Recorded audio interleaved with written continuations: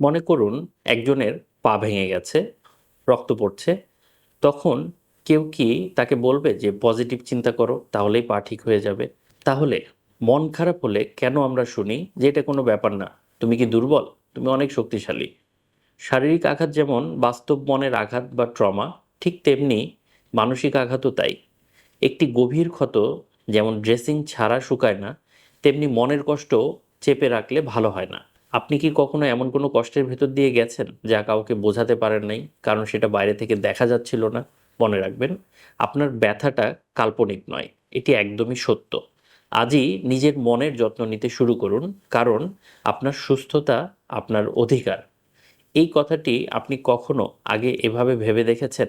প্রিয় দর্শক, একজন মানুষের যেমন শারীরিক ব্যথা, বেদনা এবং বিভিন্ন ধরনের সমস্যা হতে পারে, মানসিকভাবেও সে কখনো কখনো দুশ্চিন্তা, টেনশন, অ্যাংজাইটি, বিষণ্ণতা, মন খারাপ এই জিনিসগুলি হতে পারে। এবং এগুলো হলে সেটিকে সমাধানের জন্য আপনি একজন মনোরোগ বিশেষজ্ঞের শরণাপন্ন হতে পারেন।